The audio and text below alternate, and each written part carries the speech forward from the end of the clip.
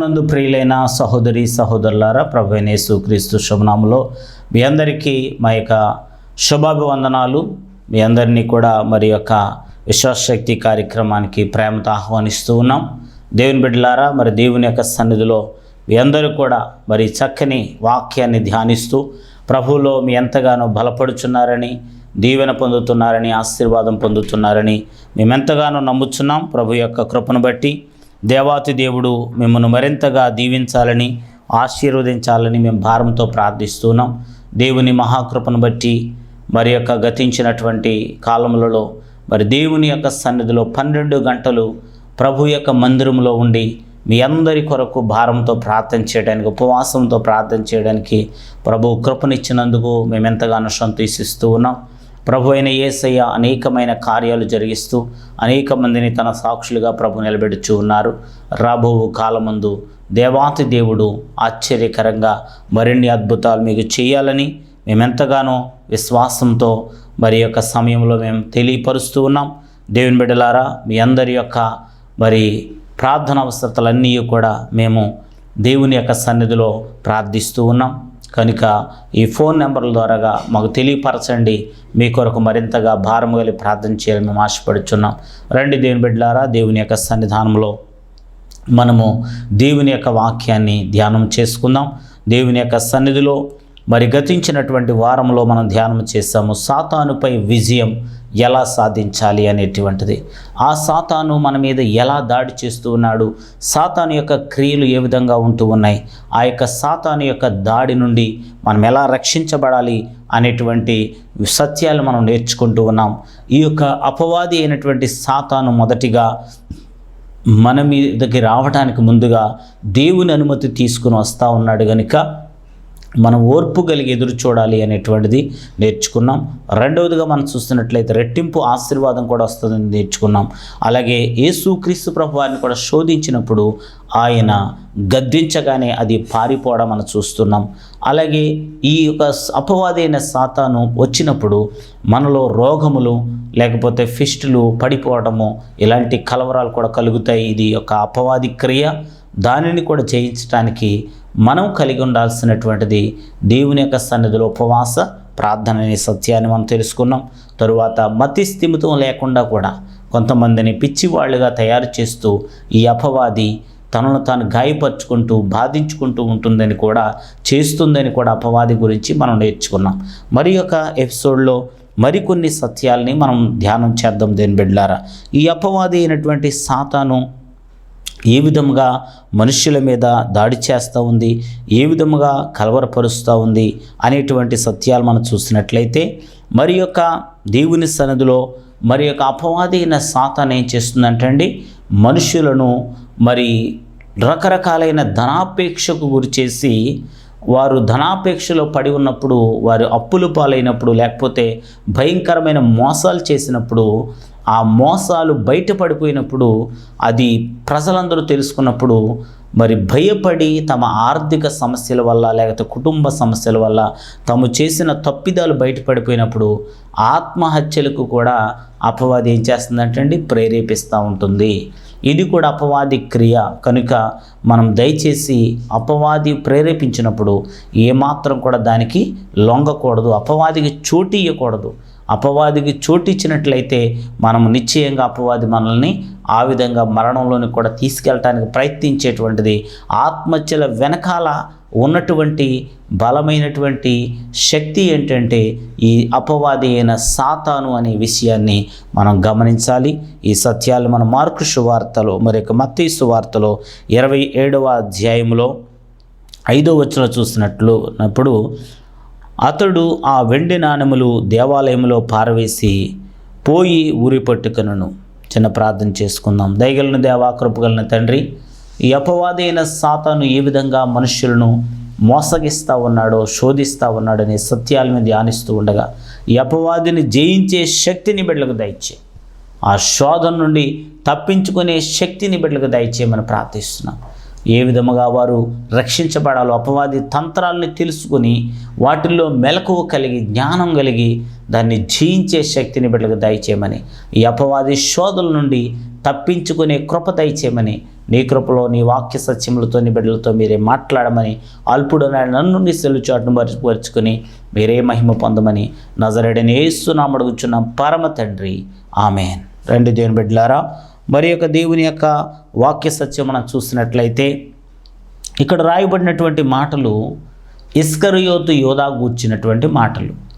ఇస్కరియోతు యోధా పరిస్థితి ఏమిటి అంటే, యేసు క్రీస్తు ప్రభు వారితో నేను ఉంటే నేను పేరు సంపాదించవచ్చు, డబ్బు సంపాదించవచ్చు అనే రకరకాల ఆలోచనలతో వచ్చాడు. మరి యొక్క ఇస్కరియోతు యోధా అనుకున్నవి ఏవి కూడా అక్కడ అవ్వలేదు. కానీ తన జీవితంలో తన ఆలోచనలన్నీ కూడా ఎరిగినటువంటి యేసుక్రీస్తు ప్రభువారు అతనికి డబ్బు సంచిని బాధ్యత ఆయనకు అప్పగించారు. ఏదేమైనప్పటికీ కూడా పక్కనే ఉండి అద్భుతాలు చూస్తున్నాడు, అన్నీ చూస్తున్నాడు, స్వస్థతలు చూస్తున్నారు, అనేకమైన మహిమ కలిగిన కార్యాలు చూస్తున్నాడు. కానీ అతనిలో ఏం లేదంటే సరైనటువంటి అవగాహన లేదు. యేసుక్రీస్తు ప్రభువారు ఈ లోక సంబంధమైన వాటి కోసం ఆయన భూమి మీదకి రాలేదు. లోక సంబంధమైన ధనం కోసం కానీ, అధికారం కోసం కానీ, లోక సంబంధమైన వాటి కోసం ఆయన భూమి మీదకి రాలేదు. నా రాజ్యం ఈ లోక సంబంధమైనది కాదు అని ఆయన ఎప్పుడు కూడా ప్రకటిస్తూ వచ్చారు. అయితే ఈ సందర్భంలో ఈ యొక్క మరి ఇస్కరియోతు యోధా ఎప్పుడు అవకాశం దొరుకుతుందా చూద్దాం అన్నట్టుగా ఉండేవాడు. అతని మనస్సంతా కూడా ధనముతో నింపబడతా ఉండేది, ధనాపేక్షతో నిండిపోతూ ఉన్నాడు. అపవాదికి అతను చోటిస్తూ ఉన్నాడు, అపవాది అతనిలో ప్రేరేపిస్తూ ఉన్నాడు. ఇదిగో ధనము నీకు ఎప్పుడు దొరుకుతుందో అప్పుడు సంపాదించే అన్నట్టుగా ప్రేరేపిస్తూ ఉండేవాడు. ఈ విధంగా ప్రేరేపించబడుతూ ఒక సందర్భంలో మరొక పాపాత్ములైన స్త్రీ అనేటువంటి ఒక ఆమె తన యొక్క అచ్చ జటామాంసి మరి యొక్క 200 దేనారములు విలువైనటువంటి తీసుకొచ్చిందంటండి. ఒక దేనారము ₹1.50 కాబట్టి ₹100. ఆ రోజుల్లో అది చాలా వాల్యుబుల్. ఆ రోజుల్లో అది ఒకవేళ ఒక 50,000 లేకపోతే ₹1,00,000 వాల్యూ ఉండొచ్చు.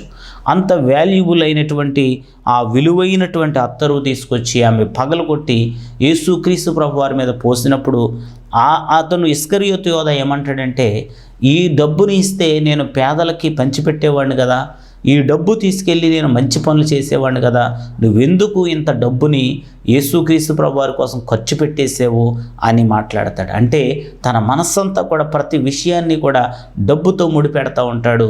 డబ్బు కోసం ఎలా దాచిపెట్టాలి, లేకపోతే దాన్ని ఎలా మరి సేకరించాలనే ఆలోచనలతో ఉంటాడు. ఇలాంటి ఆలోచనతో ఉన్నటువంటి తన మనస్సులో ఉన్నటువంటి ఆ అవకాశాన్ని తీసుకున్న అపవాది ఏం చేస్తారంటే, యేసుక్రీస్తు ప్రభు వారిని నీవు అమ్మి వేస్తే నీకు మంచి ధనం వస్తుందని ప్రేరేపించాడు. ఆ విధంగా ధనాపేక్ష వలన అపవాదికి అతను చోటిచ్చాడు. అంటే నీలో ఏదైనా లోక సంబంధమైన శరీర కార్యాలు అనబడినవి చాలా ఉన్నాయి. మరి అలాంటి విమతములు కానీ, లేకపోతే జారత్వం కానీ, వ్యభిచారం కానీ, దొంగతనం కానీ, అల్లరితో కూడిన ఆటపాటలు కానీ, ఇలాంటివన్నీ కూడా నీలో ఏదైనా ఒక్కటి ఉంటే చాలు అపవాది ఆటోమేటిక్గా ప్రవేశిస్తాడు. ఇక్కడ కూడా ధనాపేక్ష అనే దాన్ని అడ్డంగా తీసుకొని అపవాది ఏం చేస్తారంటే 30 వెండి నాణాలకి యేసుక్రీస్తు ప్రభువుని నమ్మివేసేలాగా ఒప్పందాలు చేసుకున్నాడు. ఆ విధంగా ఒక అర్ధరాత్రి వేళ వెళ్ళేటువంటి స్నేహాలు, భయంకరమైన స్నేహాలు కలిగి ఉన్నాడు. ఇలాంటి పరిస్థితుల వల్ల అపవాది అతన్ని వాడుకున్నాడు. ఆ విధంగా యేసుక్రీస్తు ప్రభువారు అప్పగించబడ్డారు, దొంగ ముద్దు పెట్టారు. ఈ విధంగా అయిపోయిన తర్వాత అతను తన మనస్సులో గాయం పడ్డాడు, మనస్సులో తెలుసుకున్నాడు, ఇదిగో నేను తప్పు చేశాను, ఈ తప్పుకి ఒకే ఒక శిక్ష ఏంటంటే నీవు అది కూడా అపవాది చేస్తున్నాడు, ఆ డబ్బు మళ్ళా వాళ్ళకి ఇచ్చేసేసి ఆ 30 వెండి నాణాలు నువ్వు ఊరు పెట్టుకొని చచ్చిపోని చెప్పాడండి. ఈ విధంగా ధనాపేక్షకు గురి చేసిన వాడు అపవాదియే, ఇలా ఆత్మహత్య కూడా ప్రేరేపించిన వాడు కూడా అపవాదియే. యేసుక్రీస్తు ప్రభు వారిలో 12 మంది శిష్యుల్లో ఒక్కడుగా ఉండి 12 మంది శిష్యుల్లో కూడా మిగిలిన 11 మంది కూడా అనేకమైన ప్రపంచవ్యాప్తంగా వెళ్ళి తోమా గారు కూడా మన ఇండియా దేశానికి వచ్చి ప్రపంచవ్యాప్తంగా దేవుని సువార్తను విస్తరించి అనేక అద్భుతాలు చేసి మహత్కార్యాలు చేసి పరిశుద్ధాత్మతో నింపబడి బలంగా వాడబడ్డారు. కానీ ఇస్కరియోతు యోధా కూడా యేసుక్రీస్తు ప్రభువారి చివరి ఘట్టం వరకు యేసయ్యతో ఉన్నారు. కానీ అపవాది చేత శోధించబడిన వాడే చివరికి భయంకరమైనటువంటి ఊరి పెట్టుకొని చనిపోయాడు. వెళ్ళి తాడు కొనుక్కున్నాడు, కానీ ఆ తాడు కూడా తెగిపోయేటువంటి ఒక పాత తాడు దొరికిందండి. తాడు కూడా మంచిది తెచ్చుకోలేకపోయాడు. ఉరి వేసుకున్నాడు కానీ తెగిపోయి పడిపోయినప్పుడు కింద పొట్ట 2 బద్దలైపోయింది అంటండి. ఈ విధంగా చూసినప్పుడు యోధా యొక్క జీవితాన్ని ఎంత నాశనం అవడానికి గల కారణము అపవాది అయిన సాతానుకి అతను చోటిచ్చాడు. కనుక మన జీవితాల్లో ఎప్పటికీ కూడా అపవాది అయిన సాతానికి మనం చోటు ఇవ్వకూడదు. ఒక ఆత్మహత్య చేసుకో అనే గనక అపవాది ప్రేరేపిస్తూ ఉండినట్లయితే ఇది సాతాను యొక్క ప్రేరేపణ అని దానిలోంచి నువ్వు బయటికి రావాలి. ఆమేన్, హల్లెలూయా. దేవుని బిడ్డలైన మనము తండ్రి అయిన దేవుడు మనల్ని చక్కగా బ్రతకాలని కోరుకుంటున్నాడు. నిండు నూరేళ్ళు మనం వర్ధిల్లి చిట్ట చివరి దశలో మన నిండు వృద్ధాప్యంలో దేవుని రాజ్యానికి వెళ్ళడం దేవుని చిత్తం తప్ప మధ్యస్థంగా మన జీవితాన్ని ముగించడం దేవుని యొక్క చిత్తం కానే కాదు. దేవుని బిడ్డ ఒకవేళ అపవాదిని ప్రేరేపిస్తున్నాడేమో, దయచేసి నీవు అలాంటి ఆలోచనను విడిచిపెట్టాలని ప్రేమతో మనవి చేస్తూ ఉన్నాను. ఇదే రీతిగా తండ్రి అయిన దేవుడు అనేక మందిని ప్రేరేపిస్తూ ఉంటాడు. మరొక దైవజను నుంచి ఒక వ్యక్తికి ఆటోమేటిక్గా ఫోన్ కాల్ వెళ్ళింది. ఎందుకో తెలీదు. ఆ సందర్భంలో అతను ఊరి పెట్టుకోవడానికి సిద్ధంగా ఉన్నాడు. ఆ సందర్భంలో ఆ యొక్క మెసేజ్లో అతను ఫోన్ కాల్లో చూశారు ఆల్ మైటీ గాడ్ కాలింగ్, అంటే ఆయన చర్చ్ పేరు ఆల్ మైటీ గాడ్ కాబట్టి ఆయన కాల్ చేస్తున్నట్టు వచ్చింది. అప్పుడు వెంటనే అది చూసి ఆల్ మైటీ గాడ్ నన్ను పిలుస్తున్నాడని చెప్పి వెంటనే ఉరి వేసుకోవడం మానేశాడు. ఈ రోజున కూడా తండ్రి అనే దేవుడిని పిలుస్తున్నాడు, నిన్ను దీవించాలనుకుంటున్నాడు, నిన్ను ఆశ్రయించాలనుకుంటున్నాడు, నిన్ను హెచ్చించాలనుకుంటున్నాడు. నీవు ఏమాత్రం భయపడదు. ఎన్ని కలవరాలు వచ్చినా, ఎన్ని శ్రమలు వచ్చినా, ఎన్ని వ్యాధులు వచ్చినా, ఎన్ని ఇబ్బందులు వచ్చినా నీ యేసయ్య నిన్ను రక్షిస్తాడు. కనుక నువ్వు అలాంటి నిర్ణయం తీసుకోకూడదని దైవజనుడిగా మీకు ప్రకటిస్తూ ఉన్నాను. రెండవదిగా మనం చూస్తున్నట్లయితే అపవాది అయిన సాతాను జయించాలి అంటే నీవు కలిగి ఉండాల్సింది ఏంటో తెలుసా? ఆ అపవాదిని మనము ఎదిరించాలంటే దేని బిడ్డలారా. మరి యొక్క సందర్భంలో చూస్తున్నట్లయితే దేని బిడ్డలారా, మరి ఇక్కడ రాయబడినటువంటి యాకోబు పత్రిక 4వ అధ్యాయము 7వ వచనాన్ని మనం చూసినట్లయితే, కాబట్టి దేవునికి లోబడి ఉండుడి, అపవాదిని ఎదురించుడి, అప్పుడు వాడు మీ యొద్ద నుండి పారిపోవును. ఆమేన్. దేవుని బిడ్డలారా, ఇక్కడ మనం చూసినట్లయితే అపవాదిని మనం జయించాలి అంటే మనం కలిగి ఉండాల్సింది ఏంటంటే దేని బిడ్డలారా, దేవుని యొక్క సన్నిధానంలో మనము అపవాదిని ఎదిరించాలి. అపవాదిని జయించాలి అంటే అపవాదిని ఎదిరించేటువంటి వారంగా ఉండాలి తప్ప అపవాదికి మనం భయపడకూడదు, కలవరపడకూడదు. ఏ విధంగా కూడా మనం దిగజారిపోకూడదు. అపవాది రకరకాల శోధన గురి చేస్తాడు, ఇబ్బందులు గురి చేస్తాడు, సమస్యలు గురి చేస్తాడు.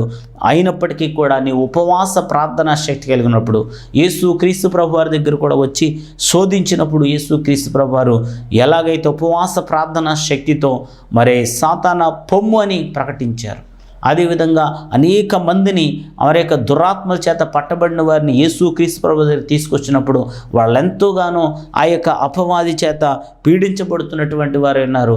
అలాంటి వ్యక్తులందరిలో నుండి కూడా ఆ అపవాదిని తొలగి పొమ్మని ఆజ్ఞాపించి దాన్ని తొలగించడం మనం అక్కడ చూస్తూ ఉన్నాం. కాబట్టి ఈ విధమైనటువంటి సందర్భాన్ని బట్టి మనం గమనిస్తూ ఉన్నాం. దేని బిడ్డలారా, అపవాదిని మీరు ఎదిరించే శక్తి కలగాలి. యేసు నామములో తొలగి పొమ్మంటున్నాను అని నీవు ఆజ్ఞాపించేటువంటి శక్తి పొందిన దేవుని బిడ్డవు కాబట్టి, యేసు రక్తము చేత కడగబడిన దానవు కాబట్టి, యేసు రక్తము చేత శక్తి పొందావు కాబట్టి నువ్వు ఏమాత్రం కూడా అపవాది భయపడకూడదు. అయ్యో నా పేకు నువ్వు కేస్తుందండి, ఊపిరి ఆడనవ్వట్లేదండి, నన్ను ఎంతో కలవరపరుస్తుందని నువ్వు ఏమాత్రం కూడా నువ్వు టెన్షన్ పడొద్దు, ఆందోళన పడొద్దు. దేవుని సన్నిధిలో నువ్వు విశ్వాసం దగ్గర చూస్తే ఆ తండ్రి అయిన దేవుడు నిశ్చయముగా మీ జీవితాల్లో గొప్ప విజయాన్ని ఇస్తారు. అలాగే రోమీయులకు రాసిన పత్రిక 16వ అధ్యాయము 20వ వచనం మనం చూసినట్లయితే, సమాధానకర్తయగు దేవుడు సాతానును మీ కాళ్ళ క్రింద శీఘ్రముగా చితుకు తొక్కించును. మన ప్రభు అయిన యేసు క్రీస్తు కృప మీకు తోడైయుండును గాక. ఆమేన్. ఇక్కడ మనం చూసినట్లయితే యేసు క్రీస్తు ప్రభు వారు మన యొక్క దేవుని యొక్క సన్నిధిలో సమాధానకర్తయగు దేవుడు సాతానును మీ కాళ్ళ క్రింద శీఘ్రముగా చితుకు తొక్కించబోతున్నాడు. కాబట్టి నీవేమాత్రం కూడా నీవు భయపడాల్సిన పని లేదు, దిగులు పొందాల్సిన పని లేదు. అపవాది యొక్క తలను యేసు క్రీస్తు ప్రభు వారు ఆల్రెడీ చితక తొక్కారండి. ఎందుకంటే యొక్క సిలువను ఆ యొక్క గోతిలోకి దించినప్పుడు యేసుక్రీస్తు ప్రభు వారు ఎంతగానో విలవెల్లాడిపోయారు 3 మేకుల మధ్యలో. కానీ ఆ సిలువ ఈ యొక్క కర్ర క్రింద, ఆ సిలువ మ్రాను క్రింద ఎవడు తల ఉందంటే అండి, ఆ సాతానుగాడు తలను అక్కడ పెట్టి దేవుడు ఒక్కసారిగా చెతకొట్టాడంటండి. ఆమేన్, హల్లెలూయా. ఆ విధంగా ఇప్పుడు సాతాను తల ఆల్రెడీ చితికిపోయింది. ఇప్పుడు ఈ సమయంలో మరి ఒక పామును కొట్టి పాడేసినప్పుడు అది ఇంకా తోక ఇలా ఊపుతూ ఉంటుంది, చచ్చిపోయినా కూడా తోక ఊపుతూ ఉంటుంది. అలాగే ఇప్పుడు అపవాదిగాడు ఆడికి ఉన్నటువంటి తోక శక్తితో మాత్రమే ఉన్నాడు. ఆల్రెడీ ఆడి తల చితక కొట్టబడింది, ఇంకా నీ చేత కూడా తల చితక కొట్టించబోతూ ఉన్నాడు. ఇప్పుడు పెద్దవాళ్ళు పాముని కొట్టి పాడవేస్తారు. కొట్టి పాడేసిన తర్వాత ఆడుకుంటూ పిల్లలు ఏం చేస్తారంటే వచ్చి మళ్ళా కొడతా ఉంటారు. దాన్ని కొట్టక్కలేదు, ఆల్రెడీ కొట్టివేయబడింది. కానీ పిల్లలకి అది చచ్చిపోయింది కాబట్టి ధైర్యం వచ్చేసి ఇప్పుడు వెళ్ళి దాన్ని మళ్ళా కొడతా ఉంటారు. అంటే మనం కూడా పిల్లలు లాంటి వాళ్ళని. ఈ సమయంలో దేవుడు నీకు కూడా అధికారం ఇస్తానంటున్నాడు. ఆల్రెడీ నేను చంపి పడవేసాను దాన్ని, ఆల్రెడీ చితకొట్టాను, నువ్వు కూడా చితకతొక్కు అంటున్నాడు దేవుడు. ఆమేన్, హల్లెలూయా. కాబట్టి నువ్వు ఎందుకు భయపడాలి అపవాదికి? ఏమాత్రం భయపడాల్సిన పని లేదు. నీ దేవుడు నీకు తోడే ఉన్నాడు, నీ కొరకు ప్రాణం పెట్టిన దేవుడు తోడే ఉన్నాడు. కనుక విశ్వాసంతో మనం ఉండాలని ప్రభు పేట మనం చేస్తున్నాము. మరి కనుక ఈ యొక్క అపవాది యొక్క శక్తుల నుండి మనము కాపాడబడ్డానికి, మరి యొక్క అపవాదిని జయించటానికి ఆ తండ్రి అయినటువంటి దేవుడు మనకిస్తున్నటువంటి గొప్ప ఆయుధాన్ని మీకు ప్రకటిస్తా ఉన్నాను ఈ సమయంలో. మరి యొక్క ఎఫెసీయులకు రాసిన పత్రిక 6వ అధ్యాయము 11వ వచనం మనం చూస్తున్నట్లయితే, మీరు అపవాది తంత్రములను ఎదిరించుటకు శక్తిమంతులగునట్లు దేవుడిచ్చు సర్వాంగ కవచమును ధరించుకొనుడి. సర్వాంగ కవచమును ధరించుకొనుడి. ఆమేన్. మరి ఈ సమయంలో ఒక యుద్ధానికి వెళ్ళేటువంటి వీరుడు, ఒక సైనికుడు ఎలా వేసుకుంటాడండి? తన తలకు శిరస్త్రాణ పెట్టుకుంటాడు, మరి యొక్క బాడీకి ఒక మైమరువు పెట్టుకుంటాడు, అలాగే ఒక చేతిలో కత్తి ఉంటుంది, ఒక చేతిలో డాల్ ఉంటుంది, అలాగే తన యొక్క నడుముకి మరి యొక్క పట్టీని పెట్టుకుంటాడు, ఒక దట్టిని పెట్టుకుంటాడు, మరి అదేవిధంగా కాళ్లకు చక్కని చెప్పులు వేసుకుంటాడు. ఇవన్నీ ధరించుకున్నవాడే అతను యుద్ధానికి వెళతాడు. అలాగే దేవుని బిడ్డలమైన మనము కూడా, అదే ఎఫెసీయుల పత్రిక రాయబడి ఉంటుంది, మనము పోరాడునది శరీరులతో కాదు కానీ అంధకార సంబంధులకు లోకనాథులతోనూ లేకపోతే దురాత్మ సమూహములతోనూ మీరు పోరాడుతున్నారని దేవుని వాక్యం ప్రకటిస్తామని. కనుక అలాంటి దురాత్మలతో పోరాడేటువంటి నీవు ఏ ఆయుధాలు లేకుండా వెళ్ళకూడదు. గొలియాతుని చంపడానికి దావీదు ఇవన్నీ ధరించుకుని వెళ్ళలేకపోయాడు, చిన్న వయసులో ఉన్నాడు. కానీ ఒడిశల 5 రాళ్ళు ఆయన దగ్గర ఉన్నాయి. 5 రాళ్ళ శక్తితో అతను వెళ్ళాడు. కాబట్టి అది దేవుని శక్తి ఆయన దగ్గర ఉంది. ఈ సమయంలో మనము పోరాడాలి అంటే మనకు రక్షణ అనే శిరస్త్రాణం. మొట్టమొదటి నీకు రక్షణ ఉందా? నువ్వు రక్షణ పొందావా? బాప్తిసం పొందావా? అలాంటి బాప్తిసం పొంది నువ్వు ఒక శిరస్త్రాణను సంపాదించుకోవాలి. మరి నీతి అనే మైమరువు వేసుకోవాలి. నీతి ఎప్పుడు కూడా నిన్ను కాపాడుతుంది, నిన్ను రక్షిస్తుంది. నీతి కలిగి, న్యాయము కలిగి, యథార్థత కలిగి నువ్వు మరి జీవించాలి దేవుని బిడ్డలారా. కాబట్టి మరి నడుమునకు సత్యం అనేటువంటి దట్టి ధరించాలి. నువ్వు సత్యమును మాట్లాడుతూ ఉంటే నీ నడుము మరి వంగిపోదు, అటు ఇటు కూడా అది నిఠారుగా ఉంటుంది. ఎంత పోరాటం వచ్చినా సరే నిలబడతారు. అయ్యబాబు నడుము పోటు వచ్చేస్తుందండి, నొప్పి వచ్చేస్తుందండి అని నువ్వు ఎప్పుడు అను. ఎందుకంటే సత్యం అనే దట్టి నిన్ను గట్టిగా పట్టుకుంటుంది. అబద్ధాలు మాట్లాడే వైపుగా మనం వెళ్ళకూడదు, అబద్ధాలను ఎప్పుడు కూడా ప్రేమించకూడదు. సత్యమనే మాట్లాడడానికి మనం ప్రయత్నం చేస్తే ఆ సత్యం అనే దట్టి నీకు ఉంటుంది. మరి అదేవిధంగా ఒక చేతిలో మరి వాక్యం అనేటువంటి ఖడ్గం నీ చేతిలో ఉండాలి. వాక్యం అనే ఖడ్గం నీ చేతిలో ఉండాలి. ఈ వాక్యం అనే ఖడ్గంతో దాడి చేస్తుండే. రెండో చేతిలో విశ్వాసం అనేటువంటి డాలు నీ చేతిలో ఉండాలి. అంటే ఎదుటి వాళ్ళు కొట్టేటువంటి దెబ్బలు మరి తప్పించుకోవాలంటే ఇలా రౌండ్గా ఉంటుంది ఒక షీల్డ్, లేకపోతే డాలు అంటారు దాన్ని. అదే విశ్వాసం. ఈ విశ్వాసం అనేది నీకు ఒక డాల్లో పనిచేస్తుంది, ఆయుధంలో పనిచేస్తుంది. ఈ విశ్వాసం అనేది ఆత్మ ఫలములో ఉంది.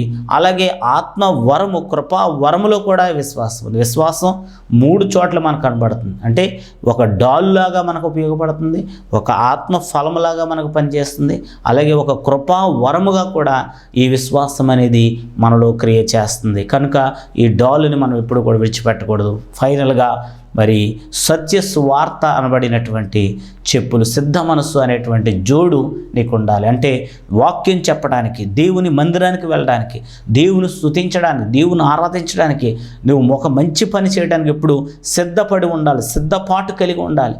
ముందుకు వెళ్ళేటువంటి జోడు నీలో ఉంటే నువ్వు వెంటనే వెళ్ళిపోతావు. జోడు లేకుండా ఎంత దూరం మనం పరిగెడతాం దేని బిడ్డలారు, ఎక్కడ నడవలేం మనం. కాబట్టి సిద్ధ మనస్సు అనేటువంటి ఒక మనస్సు నీలో ఉంటే నువ్వు ఎలాంటి పరిస్థితులు ముందుకు వెళ్ళిపోతావు. కాబట్టి ఇలాంటి సర్వాంగ కవచాన్ని ధరించుకున్న వాళ్ళమై మనము అపవాది మీద దాడి చేయబోతూ ఉన్నాం. కనుక ఇవి అన్నీ కూడా నీకు యేసుక్రీస్తు ప్రభువారు బహుమానంగా ఇస్తూ ఉన్నారు. ఒక సైనికుడికి అతను జాబ్లో సెలెక్ట్ అవ్వగానే ఒక సైనికుడికి ఎలాగైతే తను వేసుకోవాల్సిన మరి డ్రెస్ కానీ లేకపోతే ఇవన్నీ కూడా ఎలా ఇస్తారో సర్వాంగ కవచాన్ని, అలాగే తండ్రి అయిన దేవుడు యేసుక్రీస్తు ప్రభువారు రక్షణ పొందగానే మనం ఇలాంటి చక్కనైనటువంటి అనుభవాలు మనం పొందుకుంటాం. కాబట్టి అలాంటి యొక్క అనుభవాన్ని పొందినటువంటి మన జీవితాల్లో ఆ తండ్రి అయినటువంటి దేవుడు నిశ్చయముగా గొప్ప సహాయం చేయబోతున్నాడు, గొప్ప విజయాన్ని ఇవ్వబోతున్నాడు, గొప్ప శక్తిని ఇవ్వబోతున్నాడు, గొప్ప ప్రభావాన్ని ఇవ్వబోతూ ఉన్నాడు. కనుక దేని బిడ్డలారా, దేవుని సన్నిధిలో అపవాది మన మీద ఇప్పుడు దాడి చేయడానికి సిద్ధముగా ఉంటారు దేని బిడ్డలారా. కనుక ఒక భయంకరమైన ప్రాంతంలో సువార్త పరిచర్య చేస్తున్నటువంటి సామ్యూల్ దేవవర్మ గారు MBBS చదివినటువంటి వీరు మరి దేవుని వాక్యాన్ని చదువుతూ అనేకమైన చోట్లకు వెళ్ళి ఆయన సువార్త ప్రకటిస్తూ ఉండగా రాత్రికాల సమయంలో ఆయన ఇంటికి తిరిగి వస్తూ ఉండగా ఒక స్త్రీ మరి సైకిల్ ఆపి మరి ఆయన్ని సైకిల్ ఎక్కి కూర్చున్నారట. అయితే సైకిల్ తొక్కుతున్నారు కానీ ఆ సైకిల్ ఎక్కడికి కదలట్లేదట. ఆమె రకరకాల ప్రశ్నలు అడుగుతూ ఉంది, కానీ దానికి సమాధానం చెప్తూ ఉన్నారు కానీ సైకిల్ ఏమాత్రం కూడా నడవట్లేదు. మరొక సైకిల్ ఎలా ఉందంటే ఒక స్టాండ్ వేసి ఎలాగైతే మనం తొక్కినప్పుడు అది ఎక్కడ కదలకుండా ఎలా ఉండిపోద్దో అలాగే ఒక చెరువు గొట్టు మీద ఆయన తొక్కుతున్నాడు. ఎంత తొక్కినా కూడా ఆయాసపడిపోతున్నాడు, చెమటలకు ఎక్కేస్తున్నాడు, కానీ ఆ సైకిల్ మాత్రం ముందుకు వెళ్ళట్లేదు. ఏంటి అని అతను ఆలోచన చేసేటప్పటికల్లా అతనికి అర్థమైంది ఏంటంటే తన యొక్క సైకిల్ ఎక్కినటువంటిది ఒక సాతాను లేకపోతే ఒక దురాత్మ సైకిల్ ఎక్కింది అనేటువంటి విషయాన్ని తర్వాత తెలుసుకున్నాడు. ఆ అనుభవాల్లోంచి నేరుగా చెప్పినటువంటి విషయం ఇది. అప్పుడు వెంటనే ఇది మనిషి కాదు, నాతో మాట్లాడుతుంది కానీ భయంకరంగా నన్ను శోధిస్తుంది, నన్ను రకరకాల పిచ్చి పిచ్చి ప్రశ్నలు వేస్తుంది అని చెప్పేసి గ్రహించినటువంటి వాడి వెంటనే ఆయన యేసు రక్తం చేయం, యేసు రక్తం చేయం, యేసు రక్తం చేయం అంటూ మొదలుపెట్టాడంటే ఈ విధంగా 5 నిమిషాలు చెప్పేటప్పటికల్లా ఆ యొక్క అపవాది అక్కడి నుంచి వినలేక చెవులు మూసుకుని మరి ఒక్కసారిగా పారిపోయిందంట. ఆమేన్, హల్లెలూయా. ఈ రోజున దేవుని బిడ్డ, నీ కుటుంబంలో కూడా అపవాది పనిచేస్తూ ఉంది, నీ కుటుంబంలో కూడా అపవాది నిన్ను వెంటాడుతూ ఉంది. ఇలాంటి పరిస్థితుల్లో నీవు కలిగి ఉండాల్సినటువంటి ఒక గొప్ప నమ్మకం, ఒక గొప్ప విశ్వాసము ఏమిటనంటే దేవుని బిడ్డలారా, మనము దేవుని యొక్క సన్నిధిలో సర్వాంగ కవచాన్ని ధరించుకోవాలి, అపవాదిని ఎదురిస్తూ ఉండాలి. అపవాదిని మరి యొక్క ఉపవాస ప్రార్థన శక్తితో మనం పోరాడినప్పుడు నీవు అపవాది నుంచి విడుదల పొందుతావు, నీ రోగాల నుంచి విడుదల పొందుతావు, లోక సంబంధమైన శ్రమల నుంచి శోధల నుంచి విడుదల పొందుతావు.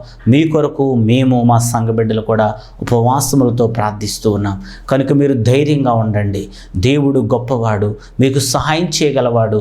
మీరు అన్ని ప్రయత్నాలు చేసి, అన్ని ప్రార్థన చేసి, అన్ని రకాలుగా తిరిగి, హాస్పిటల్ అన్నీ తిరిగి మీరు నిరాశ నిస్పృహలు ఉండిపోయారేమో, ఇక దేవుడు నాకు చేయలేడు అని నీవు అవిశ్వాసంలో పడిపోయామో, ఒకసారి దయచేసి ఒక్కసారి విశ్వాసాన్ని తెచ్చుకుని ఒక్కసారి విశ్వాసంతో దేవుని సన్నిధిలో ప్రార్థన చేయి. తప్పకుండా దేవుడు అపవాది ఎంత భయంకరమైన అపవాది నుంచి అయినా సరే ఆయన నీకు విడుదల ఇవ్వబోతున్నాడు, సాతానుపై విజయం ఇవ్వబోతున్నాడు. తండ్రి అయిన దేవుడు అట్టి కృప ప్రభు మీకు దయచేసి గొప్ప సమాధానం ఇచ్చి దీవించునుగాక. ఆమెను ప్రార్థన చేసుకుందాం. దయగలను దేవా, కృపగలను తండ్రి, నీ నామానికి లెక్కలేని స్తుతులు స్తోత్రాలు. నీ బిడ్డలు తండ్రి విని ఉన్న ప్రతి మాటను బట్టి వారి హృదయాల్లో ఒక మంచి విశ్వాసము, ఒక మంచి నమ్మకము, ఒక మంచి తండ్రి భయభక్తుల్ని బిడ్డలకు ప్రసాదించమని ప్రార్థిస్తున్నాం ప్రభువా. వారి జీవితంలో నాయన వారికి కావలసినటువంటి నీ కృపనిచ్చి, నీ శక్తినిచ్చి, ఈ అపవాదిని ఎట్లా జయించాలో, ఈ అపవాది శోధల నుంచి ఎలా బయటపడాలో మీరే వారికి సహాయం చేయమని ప్రార్థిస్తున్నాం. అద్భుతమైన విడుదల కలుగుచ్చేయండి ఆయన. అనేక కష్టాలను బట్టి, శ్రమలను బట్టి, శోధనలను బట్టి నీ బిడ్డలు ఎంతగానో నలిగిపోతూ ఉన్నారు తండ్రి. వారిని పట్టి పీడిస్తున్నటువంటి ప్రతి ఒక్క అపవాది యేసు నామములో ఇప్పుడే తొలగిపోవును గాకని ప్రార్థన చేస్తూ, వారిని బాధిస్తున్న రోగము వారిని విడిచిపోవును గాకని ప్రార్థిస్తున్నాం. వారి కుటుంబాన్ని శోధిస్తున్న ఆర్థిక సమస్యలు తొలగిపోవును గాకని ప్రార్థిస్తున్నాం. రుణభారం నుంచి విడుదల కలుగును గాకని ప్రార్థిస్తున్నాం. అపవాది కలుగు చేసిన అడ్డుగా ఉన్నటువంటి ప్రతి ఆశీర్వాదమును కూడా యేసు నామములో వారికి వచ్చును గాకని ప్రార్థిస్తున్నాం. అపవాది నా కుటుంబాల్లో తీసివేయండి ఆయన. వారి కుటుంబాల్లో శాంతి సమాధానం ఇచ్చి వారి కన్నీటి నుండి, వారి దుఃఖము నుండి విడుదల విమోచన కలుగు చేసి నీ కృపలో బలపరచమని దీవించమని ప్రార్థిస్తున్నాం. తండ్రికి వందనాలు, స్తోత్రాలు ప్రభువా. నీ కృపలో వారిని బలపరిచి నీ శ్రేష్టమైన దీవెన, నీ శ్రేష్టమైన ఆశీర్వాదం నీ బిడ్డల జీవితాల్లో అనుగ్రహించి మీరే మహిమ పొందమని ప్రార్థిస్తున్నాం. నా ప్రియ తల్లి, నీవు కన్నీళ్లతో దుఃఖంతో ఉన్నవేమో, నీ కన్నీరు తుడిచే యేసయ్య నీకు తోడై ఉన్నాడు. నీ కన్నీళ్లు తుడిచి యేసయ్య నీకు తోడై ఉన్నాడు కనుక విశ్వాసం కలిగి ఉండాలని, ధైర్యం కలిగి ఉండాలని ప్రభు పేట మనవి చేస్తున్నాం. దేవా, నీ బిడ్డల కన్నీళ్లు తొడవండి ప్రభు అని విశ్వాసంతో ప్రభు వైపు చూద్దాం. కారుచున్న కన్నీళ్ళు, వేదన కన్నీళ్ళు ఏరులై పారుచుండగా, కన్నీటి బాధలు కన్నీళ్ళకే తెలుసు వాటికున్న బాధ ఏమిటో. కంటి మీద కొనుకు లేకుండా చేసే కంటి నుండి కారే కన్నీరు, కలవరపరచే కన్నీళ్ళైనా తుడిచే యేసు ఒక్కడే. కారుచున్న కన్నీళ్ళు, వేదన కన్నీళ్ళు ఏరులై పారుచుండగా, కన్నీటి బాధలు కన్నీళ్ళకే తెలుసు వాటికున్న బాధ ఏమిటో. నా జనులు పాల కంటే తెల్లని వారు, అట్టివారు బొగ్గు కన్న నల్లగా మారిపోయిరి. జీవవాక్యమును చూడకుండా జీవదాతవైన నిన్ను మరచిపోయిరి. అయ్యో అయ్యో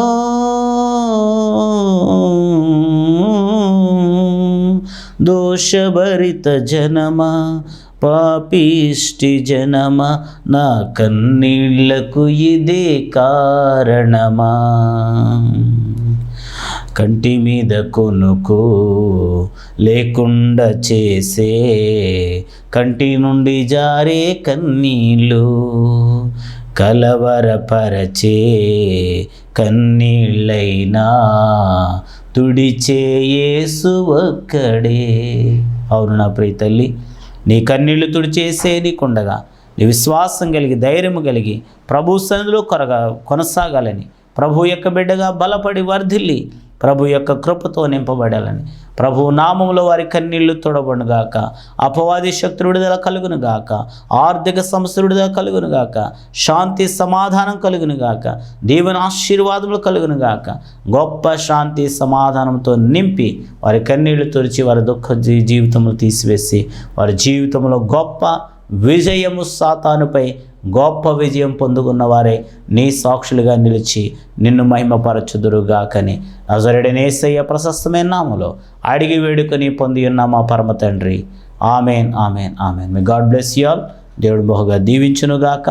ఆమెన్.